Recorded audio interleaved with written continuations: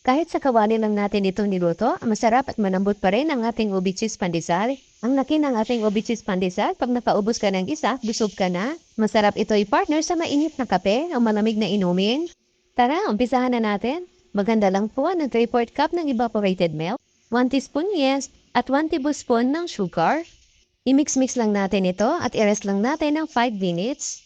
At dito sa ating mixing bowl, naglagay lang ng 2 cups ng all-purpose flour, isang itlog, at 1 tablespoon ng margarine.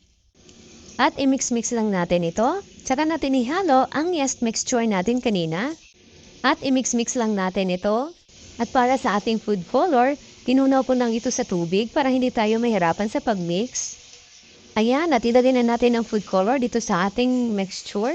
I-mix-mix na muna natin ito, tsaka natin ito masahin ng 8 to 10 minutes hanggang sa maging ganito na consistency niya. Magpahid lang tayo ng konting mantika para hindi dumikit at mag-dry ang ating dough. Takpan lang natin ito ng drink wrap or cellophane o malinis na tela at i-rest lang natin ito ng 1 hour. At after 1 hour, ito na ang ating dough na double size na. Punch lang natin. At nag-dash pala ako dito ng konting harina. At pwede na natin ito ikat, depende na sa inyo kung gaano kalaki ang gusto nyo. Kung may timbangan po kayo, mas mainam po para pantay lahat. At ihanda lamang po ang ating palaman. Meron tayo ditong ubi halaya at cheese. At breadcrumbs para sa coating. Ilalagay ko na lang po ang ating mga ingredients sa comment section sa baba para kung gusto nyo gayahin ang ating recipe, madali nyo lang po masundan. Napakadali lang ito gawin at napakasarap pa.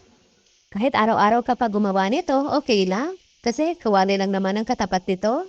Pag naput na natin lahat ng breadcrumbs, i-rest lang natin ito ng 20 to 30 minutes. Ayan, ready na po ito. Pwede na natin ito isalang sa very low heat lang po.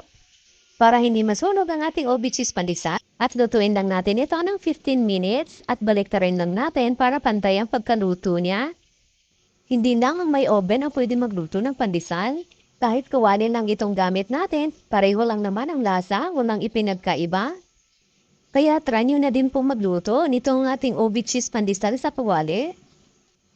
At ayan na po, meron na tayong masarap na ubi cheese pandesal. Kung wala po pa yung breadcrumbs, pwede naman po yung Skyflex, durugin lang ninyo, or i-blender, pwede na po yun. Sa itsura pa lang, nakakatakam na, napaka-cheesy. Maraming salamat, hanggang sa susunod po.